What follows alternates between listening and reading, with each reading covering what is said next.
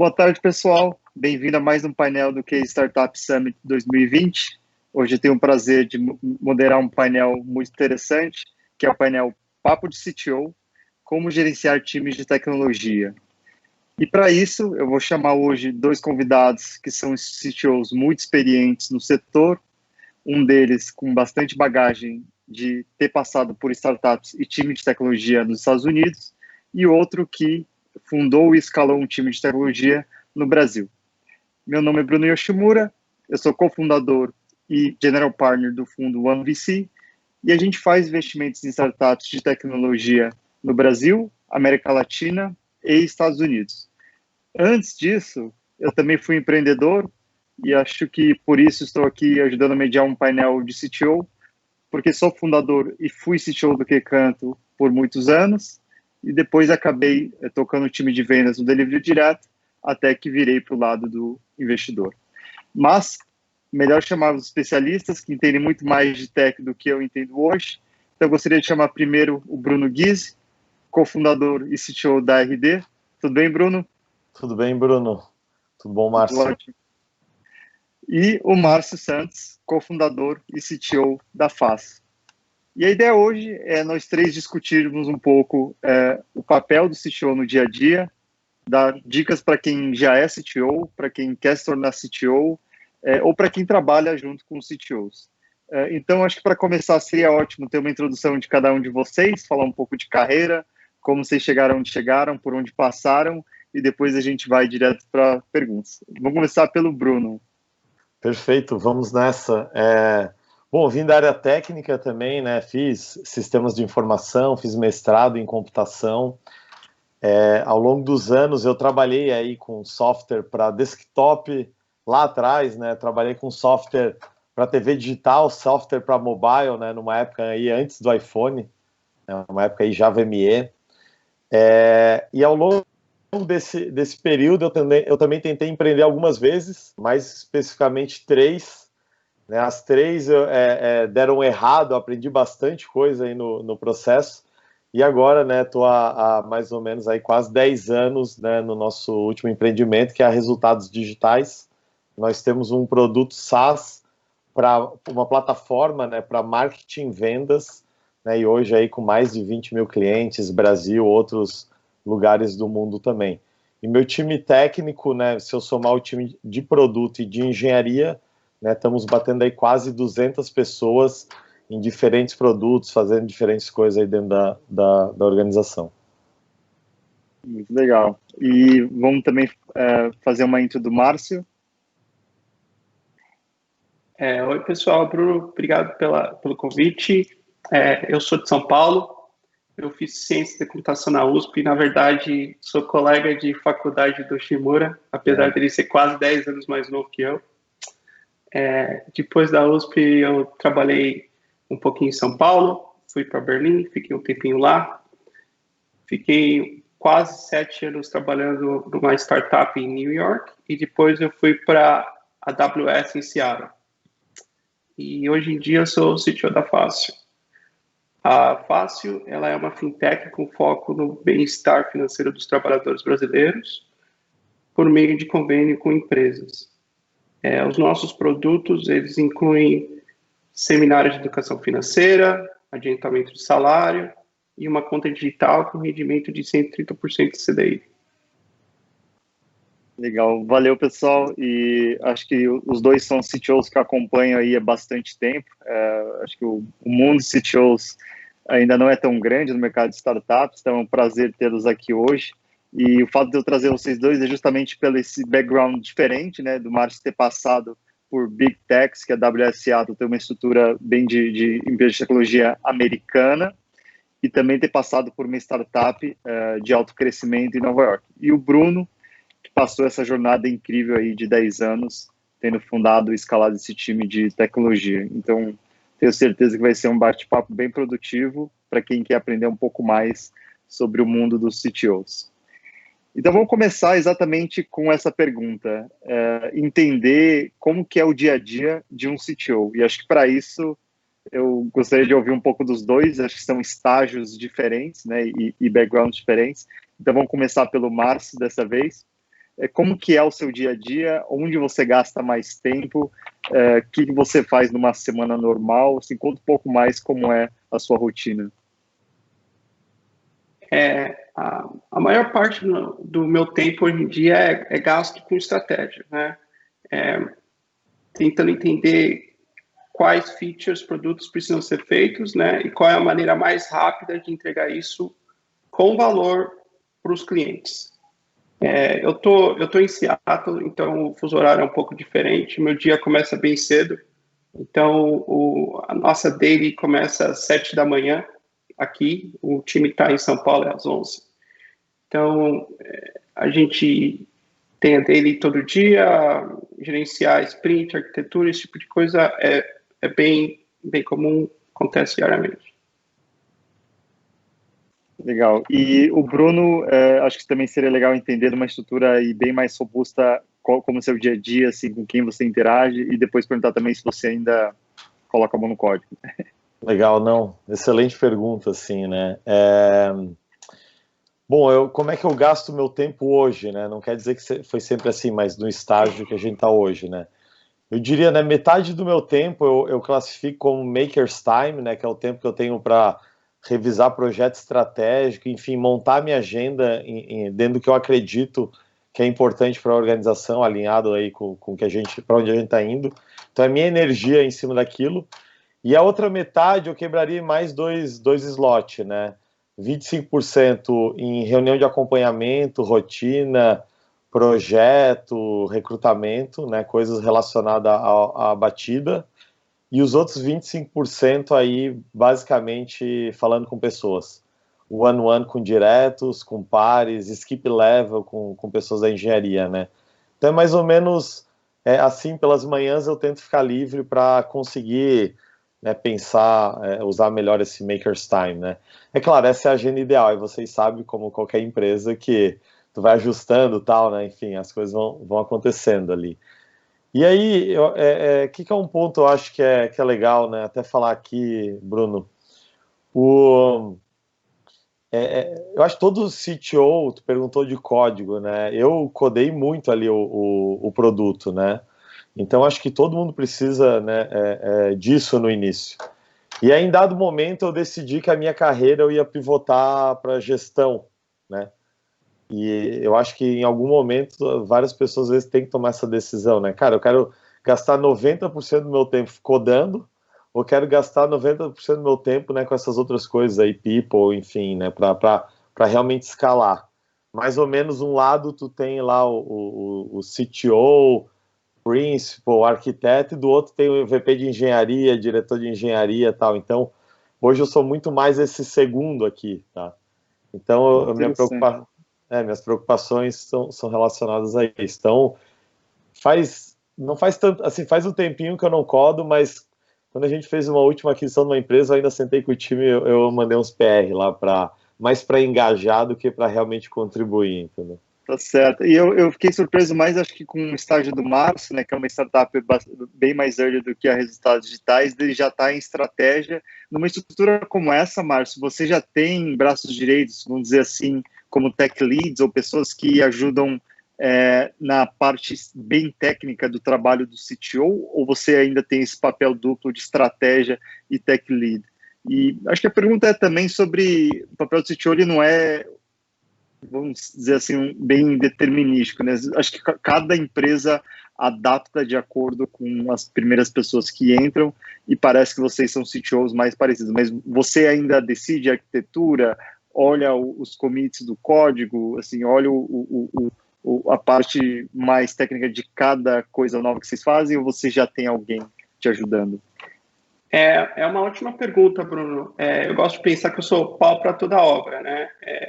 A nossa missão é criar um produto que é 10 vezes melhor do que qualquer outra coisa, e para isso a gente tem que entender os nossos customers. Então, se tiver que vender, eu vou vender, se tiver que codar, eu vou codar. A gente tem muita sorte, nosso time de engenharia é bastante sênior, e eu gosto de empoderar eles, né, dar a oportunidade deles para tomar decisões. E eu tento meio que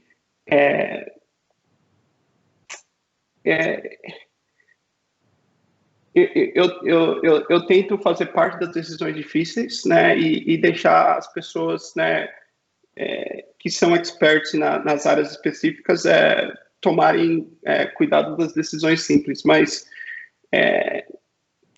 acompanhar código depende da... Nós chegamos num estágio em que nossa arquitetura tá bem definida, né? Eu acho que no primeiro ano da Fácil, uma parte bem grande foi de definir essa arquitetura que a gente teve, e essa receita de bolo eu trouxe da AWS e funciona tão bem que, ainda bem, hoje em dia não é preocupação, né? Então, acho que isso faz parte do dia a dia, e faz parte do dia a dia de um jeito que é meio que roda no automático, sabe? Sim. Você tem que fazer isso todo dia e vai correr. Faz sentido. E acho que até uma pergunta para o Bruno agora, assim, Bruno, quando você começou a Resultados Digitais, não tinha tanto capital para você trazer um time sênior. A gente começou em épocas parecidas e a gente se virava com o que tinha. Acho que a Fácil já nasce num cenário em que tem capital. Lá atrás, você tinha uma estrutura diferente, assim, nos primeiros meses da RD, o que você fazia e o que tinha no seu time de senioridade de time de engenharia? Não, legal, boa pergunta, né? Que eu acho que é até um desafio de várias startups, né? Preciso formar um time, como é que eu trago gente assim, né? Bom, eu acho que o primeiro ponto é ligar para os teus amigos que tu sabe que são bons, né? Então, tu cursou faculdade, tu trabalhou junto, enfim, tentar convencer. O que uma startup tem? Às vezes tu não tem grande, né, recurso financeiro, mas tu tem uma visão grande, né? Tu tem uma capacidade de mostrar isso. Então, acho que isso joga a favor, tá? Como é que a gente traz essa autonomia, como é que a gente mostra a visão, como é que a gente mostra o que está hackeando, versus, às vezes, só cobrir financeiramente, né? É claro que com o passar do tempo isso vai equacionando, é claro que quando pega funding isso vai equacionando, etc. E aí talvez uma outra variável também é trabalhar de alguma forma com options ou coisas, né, variáveis aí. Eu acho que isso pode ajudar também, tá? Mas eu acho que aí já começa também até a definição do teu time, né? Então, tu tem um recurso lá, tu prefere ter 3 pessoas ou só uma? Né? Então, é uma decisão que tem que tomar. É uma decisão decisões do CTO não diz respeito só a questões técnicas, diz respeito à estrutura de time.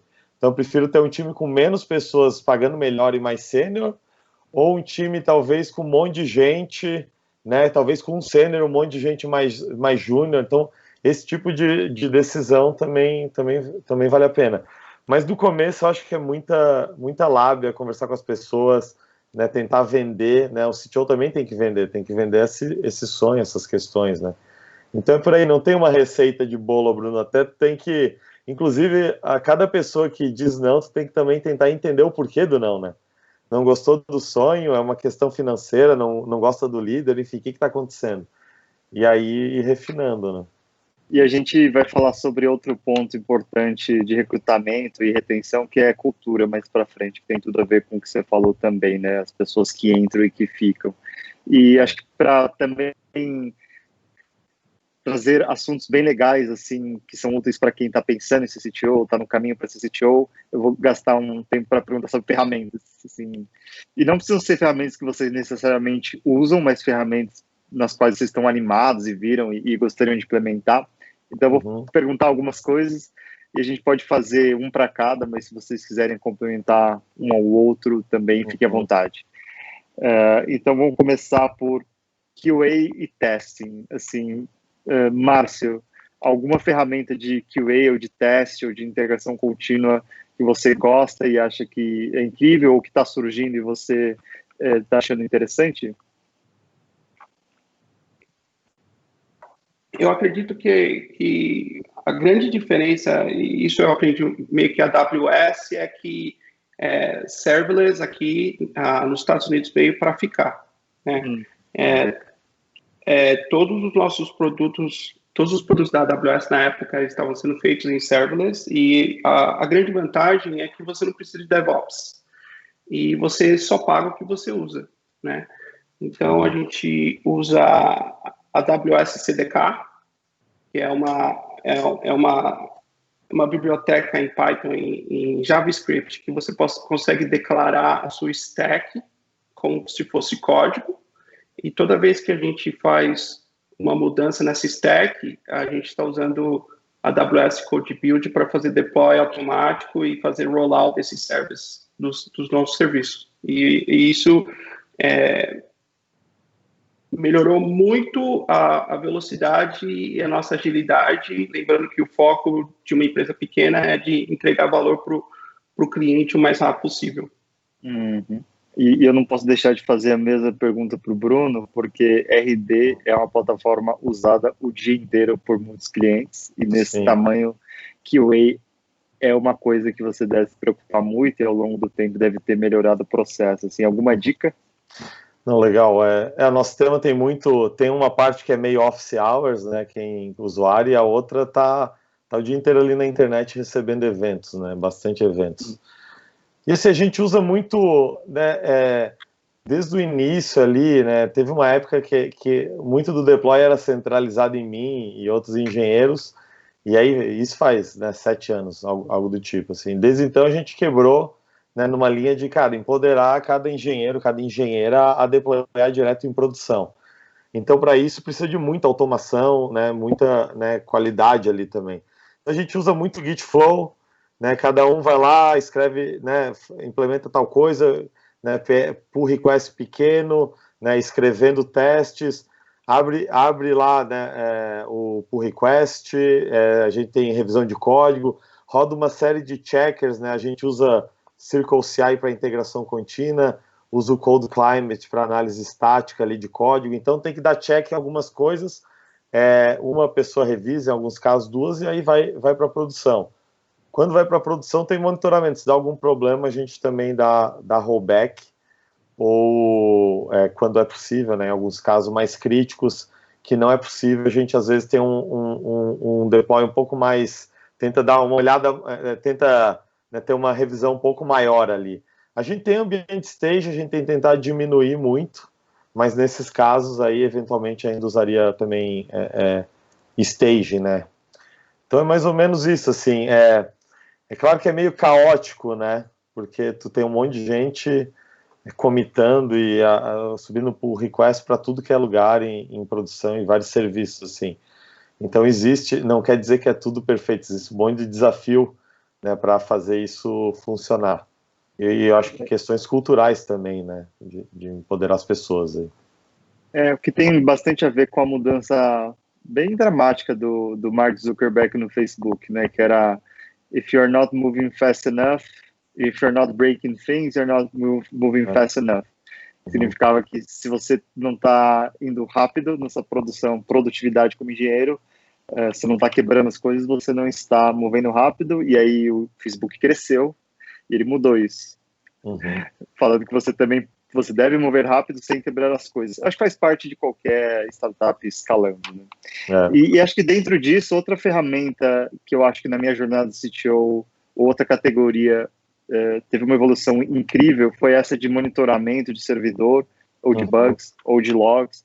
Acho que lá, quando eu comecei a programar em 2000, 2001, era mais difícil fazer debug em produção, entender o que aconteceu com esse commit, né? O que vocês usam? E aí depois eu passo para o Márcio para ele falar também da casa dele, que deve ser a AWS, que eu também gosto, mas começando pelo Bruno dessa vez. Não, legal. Assim, no começo da jornada RD a gente usou muito Heroku, né? Inclusive eu acho super legal, né? Ele abstraía muito, assim, né? Então era super fácil codar, vamos dizer assim, né? O negócio gerenciava todo o resto. A gente usava muito o marketplace dele lá de apertava o primeiro botão lá do app, pum, tava funcionando algo. E aí, claro, na escala a gente sentiu a necessidade de customizar melhor, arquitetar melhor algumas coisas, né? E acabamos movendo, né, saindo de lá, e tem hoje um pedaço da AWS e um pedaço em Google Cloud. Mas sim, a gente ainda usa, né, a gente ainda usa Rollbar, por exemplo, né, para gestão ali de log. Eu gosto muito ainda também do New Relic. Eu costumo recomendar, assim, volta e meia tu faz mentoria e alguém pergunta, né, não, mas pô, meu serviço tá lento, não sei o quê, como é que eu vejo? A primeira coisa que eu digo é, cara, começa a olhar o APDEX do New Relic, né? Então lá tu já começa a ver, é para começar a ter um KPI para olhar, né? Claro, depois tem muito mais coisa avançada, mas é para começar a olhar e ter algo. E aí também na RD a gente vem trabalhar também com o Datadog aí, tá? Então a gente, né, fez alguns ajustes, e tem usado, tá? Mas até essa temática, Bruno, eu posso dizer que esse ano, principalmente, a gente tomou uma série de decisões lá e tem evoluído, eu diria, nesses últimos 8 meses, melhor do que antes, assim, né? Então, tem a ver com os ajustes de liderança, tem a ver com a nossa visão sobre isso, como é que a gente detecta mais rápido os erros, como é que a gente volta mais rápido sobre os erros, como é que a gente faz pós-mortems melhores, como é que a gente traz mais das responsabilidades disso para os times, enfim. Então tem uma série de coisas acontecendo nesse momento lá. Mas a dica que eu diria para uma startup é quando começa a sentir aquele problema de performance ou o meu cliente está me avisando que tem um problema, ou coisa do tipo, quer dizer, precisa dar uma acelerada um pouco nessa disciplina aí e gastar mais energia nisso. Tá? Tem ferramentas incríveis. E Márcio? Uma das coisas que eu gosto muito da arquitetura serverless é a simplicidade e a quantidade de coisas que vem de graça, né? Os nossos serviços são lambdas, então eles são bem pequenos, são geralmente uma ou duas funções, e toda a instrumentação do CloudWatch, da AWS já vem de graça, né? Então, a gente simplesmente tem que logar a informação que a gente quer, a gente loga o request, loga o response, isso vai automaticamente para o CloudWatch Metrics e a gente tem acesso a S3. E quando a gente quer debugar uma função, é uma função, então a gente pode rodar essa função localmente. E toda a parte de verificar, ter certeza que seu data center, que a sua infraestrutura está funcionando, também não necessária, né? Porque isso é responsabilidade da AWS e isso faz com que os nossos desenvolvedores e a empresa fácil se preocupe mais e mais em desenvolver produto e menos em tomar conta de infraestrutura. Que é uma tendência que a gente viu depois do cloud, né? O papel do arquiteto, que antes era fundamental, de garantir redundância, instalar redundância, etc. Ele hoje é redundância as a service. E acho que o Lambda é o extremo disso, né? Que você sobe o código, ele cuida de tudo, de escala até uptime, né? Ele tá no ar. Mas parece até mágico. Mas boa dica, acho que Lambda, acho que é um assunto que você tocou bastante, e acho que ajuda em todos esses conceitos que a gente falou. E agora, uma pergunta assim mais genérica, acho que eu fui esse show, etc., a gente sempre tem uma ferramenta favorita, assim, do dia a dia. Então, sem categorias. O que vocês gostam muito de usar? E pode ser do nível, assim, pessoal, a ver com tech, não a ver com tech, ou algo que vocês realmente estão usando em produção. Alguma outra dica de ferramenta? Começando pelo Márcio agora. Eu gosto muito de Airtable, né? Airtable é como se fosse uma Google Sheets, mas tem uma API também. Então, a gente pode bater na API, é uma API robusta, a gente pode usar para pegar métrica, gerar evento, escrever informação. É como se fosse um pequeno serviço já feito para a gente lá, que é incrível, é bem revolucionário nesse sentido. E Bruno? Não, legal. Eu vou trazer uma que eu acho que tem coisas aí para evoluir, mas a gente usa o Velocity lá na RD, né? O Velocity ele faz uma análise, né, em cima de metadados, né, GitHub e outras ferramentas para entender assim, né, comportamento. Então, como é que estamos de, né, commit, revisão, o que está acontecendo por time, etc. A ideia aqui tá muito cuidado, né? Alguém ouve isso, a primeira coisa que pensa é, não, estamos né, micromanagement, produtividade ao extremo, acho que não é por aí. Eu acho que é a nossa indústria, né, a gente precisa sair, assim, como é que a gente entende melhor como é que é o nosso dia de trabalho, como é que a gente busca alavancas aí para ser melhor, então é muito sobre isso. Então, por exemplo, às vezes a gente vê casos de, às vezes, gente que, né, qual que é a unidade mínima de um desenvolvedor? É comitar, né? É escrever código. Senão, assim como do sales rep vai ser fazer uma ligação, é o mínimo. Sem isso, tu não sai de algo, né? Então, às vezes, tu não tá conseguindo fazer aquilo, não é a pessoa, às vezes é aquela rotina com muita reunião na empresa, aquela modelo de trabalho que não tá legal, né? Então, a gente vem testado, não tem conclusões, assim, super, sabe, extremas ou hard, mas é algo que me intriga, assim, tá? Como é que em engenharia de software a gente consegue um passo além em relação a esse tipo de coisa? Então, a gente tem estudado people metrics, ops, coisas do tipo, assim, tá? E aí, Legal. a outra ferramenta de trabalho para mim é caderno físico. Eu gosto de pensar, gosto de anotar numa coisa real, assim. Teve alguém que estava me dando dica de como entrevistar a CTO, que agora eu invisto, então eu também entrevisto CTO. Ele falou assim, olha, você tem que dar um problema que é tão grande que não cabe no cérebro, e a pessoa precisa do papel. Olha, É uma dica bem interessante, né? Porque os problemas que a gente lida como CTO, problemas de engenharia, são os que não cabem no papel. Os que cabem são algoritmos simples. Então, legal, eu bom. concordo com a parte do papel e eu faço minhas to-do lists no papel. Às vezes de manhã se coloca no papel, meu sócio fazia muito. E agora falando de uma coisa muito importante no dia a dia de vocês, que é a parte de cultura e recrutamento, queria perguntar assim, para o Bruno, quais pilares da cultura da RD você construiu que você acha que ajuda a reter os engenheiros? E para o Márcio, quais pilares da startup que você trabalhou em Nova York ou na AWS que você acha que te ajudou a estar bem motivado no seu trabalho? Então, começando com o Bruno. Legal. Bom, assunto super hot, né? Os desafios aí de contratar e reter. Bom, o que eu acho, assim, primeira coisa, né, tem que ter uma visão, né? Então, ninguém vai só por dinheiro, tá? Qual que é a visão, qual que é o propósito das coisas, né? Então, acho que esse é um ponto importante. Segundo ponto, qual que é o meu tour como engenheiro? O que eu vou fazer? Onde é que é a minha peça de Lego nessa visão? Então, isso é importante estar alinhado, né? Às vezes tem vários jobs super legais, mas às vezes as pessoas querem o A, querem o B, não dá para assumir que todo mundo quer a mesma coisa, né? Terceiro ponto, líder bons e pares bons, assim como o Márcio colocou, né?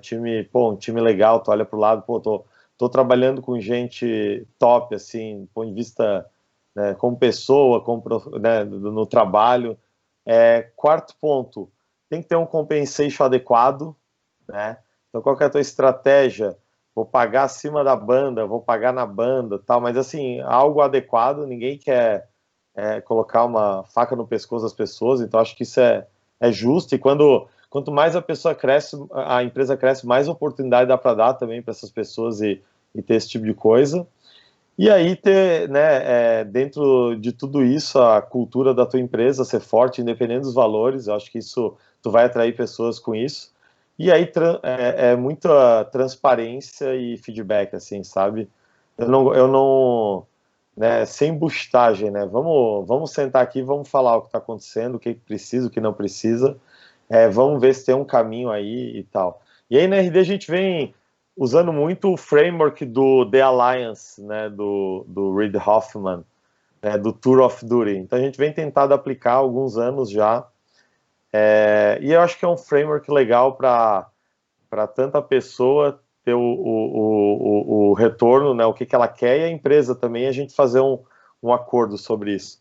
Então, a minha visão não é simples, é mais fácil falar, né, mas eu acho que esses pontos, a coisa sempre rodeia em algum desses pontos, ou todos esses pontos, enfim. Então, na minha visão, né. Faz muito sentido. Só para clarificar, esse framework, ele tenta alinhar o que a pessoa quer com o que a empresa oferece. Eu vou dar uma olhada, é isso? É isso aí, Então, então assim, o ponto é que as relações de trabalho, elas são relações, elas podem acabar. mas enquanto durar, vamos ser brutalmente honestos, vamos... O que tu tá ganhando nessa posição, o que eu, como empresa, tô ganhando? E aí vamos alinhar sobre isso, né? Então, Legal. às vezes, é um desenvolvimento adicional, né? A empresa vai ter um retorno, um resultado esperado, e aí, quando acabar esse tour, essa missão, a gente tenta realinhar outra missão, né? Vai estar em outro momento e tal. Se não conseguir realinhar, que seja uma missão fora da empresa, por exemplo, né? Uhum. Então, acho que é sobre isso, mas aí vamos ser francos, não vamos no meio do caminho, sabe, abandonar a missão, eu acho que é ter essa clareza e fazer dessa forma, assim. Então, a gente vem tentado trabalhar, é claro, que exige também maturidade, né, das pessoas, da organização e tal, mas quando funciona é muito bonito, assim, porque quando a pessoa deixa, às vezes, a empresa, tá todo mundo super tranquilo, entendeu? Quem está saindo, o líder, porque foi uma trajetória de sucesso e muito bem conversada ao longo do processo, assim. Então... Eu concordo 100%, por isso que eu queria perguntar, porque eu me interesso bastante por esse tema, eu acho que a gente pensa bem parecido, né, e os feedbacks trimestrais ou semestrais ajudam a criar essa rotina de conversa. Total. E, Márcio, você que viveu lá nos Estados Unidos, em duas empresas bem diferentes, uma startup e uma grande empresa de tech, que pilares te deixavam motivados das culturas por onde você passou? É uma ótima pergunta. Coisas que eu aprendi durante minha vida que eu acho bem interessantes. Acho que a primeira é que os seus primeiros funcionários são as pessoas que você teve contato e você admirou, né? E você tem essa relação de amizade e você monta uma empresa com uma cultura fantástica com essas pessoas e essas pessoas elas trazem os amigos delas. E a gente sempre tem que manter o rigor, a gente tem que sempre ter certeza que, e isso eu aprendi com a AWS, e toda vez que a gente contrata uma pessoa, a pergunta que a gente tem que responder é, essa nova pessoa, ela vai melhorar a empresa ou ela vai piorar? E acho que um jeito fácil de pensar é, se essa pessoa ela é melhor do que 50% do que das outras pessoas, se ela é 50% para cima, ela está melhorando a empresa. Se ela é 50% para baixo, ela não está melhorando a empresa e a gente não deveria.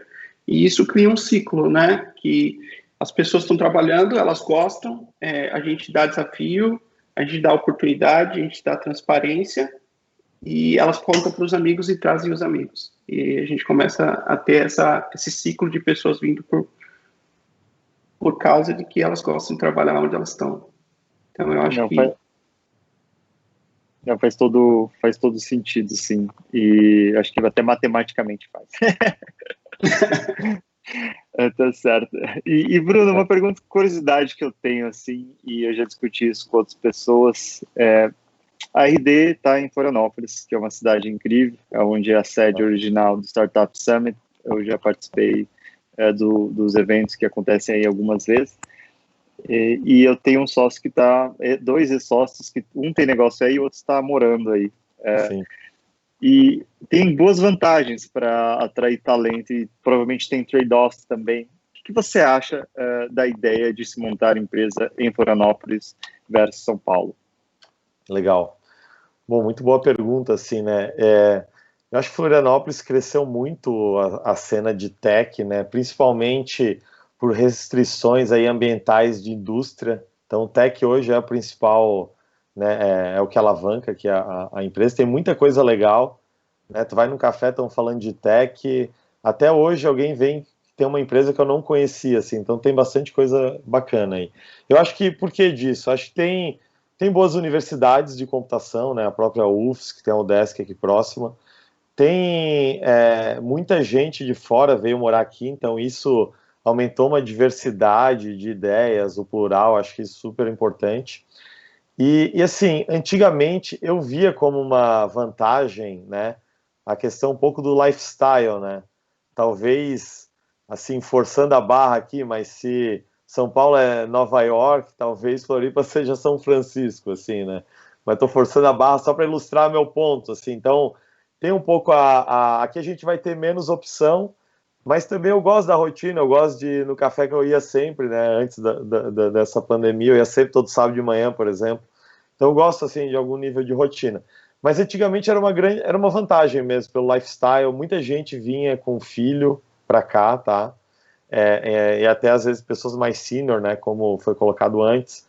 Mas agora todo mundo remoto, né? Isso também vem se perdendo. Vem gente que vem morar para cá, mas pode trabalhar onde quiser, tá?